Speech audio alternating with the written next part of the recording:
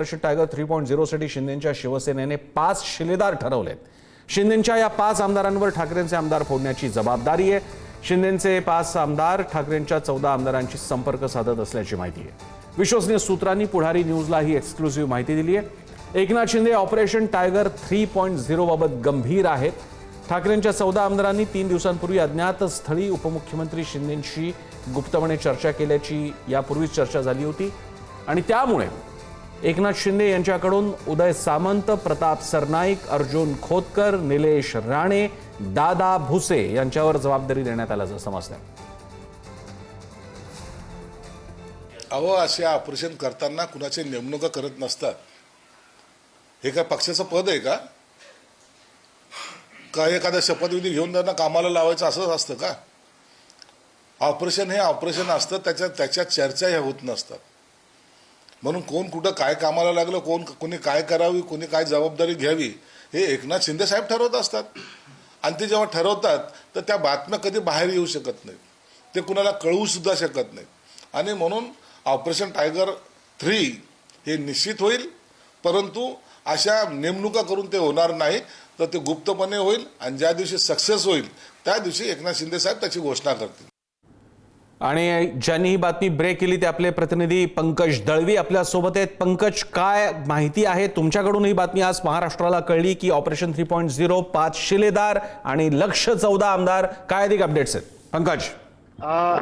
प्रसाद sir, Sanjay Shirsat बोलले बरोबर, नेमणुका करून जबाबदारी दिली जाते, मात्र गुप्त पद्धतीने जबाबदारी या 5 आमदारांवरती दिलेली आहे। हे निश्चित व्यूहरचना केली जाते। आपण जर का 5 आमदारांची नावं बघितली, पहिलं नाव आहे ते उदय सामंत, सगळ्या ऑपरेशन मधला एक निष्णात डॉक्टर म्हणू शकतो, पण सगळ्या ऑपरेशन मध्ये त्यांची जबाबदारी त्यांनी पार पाडली आहे, त्यामुळे ऑल ओव्हर त्यांचं लक्ष असेल। दुसरं नाव आहे ते एकनाथ शिंदे यांचे अगदी बिंदीचे शिलेदार, खास व्यक्ती ज्याला म्हणू शकतो, जवळचा माणूस म्हणजे प्रताप सरनाईक, ठाणा मुंबईची जबाबदारी त्यांच्यावर असू शकते।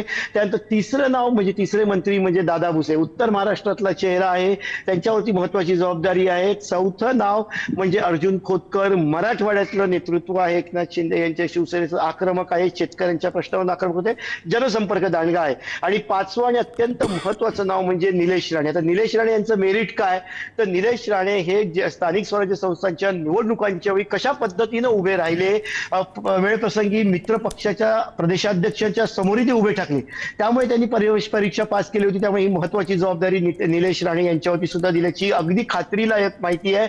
व्यूहरचना काय असेल प्रसन्न सर, हे 5 आमदार आपापल्या पद्धतीनं येणाऱ्या काळात या 14 आमदारांशी संपर्क साधण्याचा प्रयत्न केला जाईल। अर्थात जसं संजय शिरसाट म्हणाले, ऑफिशियल नेमणुका केल्या जात नाहीत ऑपरेशनला, ते खरं आहे, पण निश्चितच पडद्यामागे जबाबदारी दिली जाते आणि त्याची जी घोषणा आहे किंवा त्याची चर्चा होत नाही।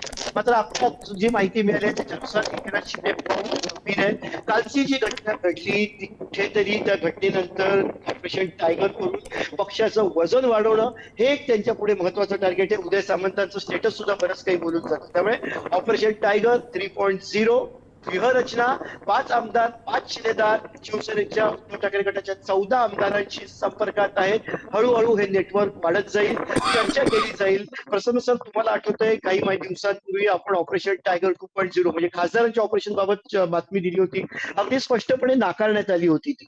मात्र काही दिवसांनी ऑपरेशन टायगर यशस्वी झालं, मोठी पत्रकार परिषद होत 6 खासदार ज्यांची नावं आपण सांगत होतो, म्हणजे सांगी वांगी नव्हतं, ते खरंच खासदार चर्चा सुरू होती, ती प्रक्रिया आपण सांगितली होती। त्याच प्रक्रियेप्रमाणे आता 14 आमदारांची सुद्धा चर्चा सुरू आहे, मात्र ही चर्चा स्ट्रॅटेजिकली सुरू आहे। व्यूहरचना आहे, त्याच्यामध्ये प्लॅनिंग आहे, त्याच्यामध्ये स्ट्रॅटेजी आहे, त्याच्यामध्ये आमदारांचे एफर्ट्स आहेत आणि या सगळ्या गोष्टी एकनाथ शिंदे आणि श्रीकांत शिंदे यांचं लक्ष या सगळ्या गोष्टींवरती असणार आहे। त्यामुळे एक्सक्लुझिव्ह माहिती आपण देतोय की शिलेदार ठरलेले आहेत ऑपरेशन टायगर 3.0 चे।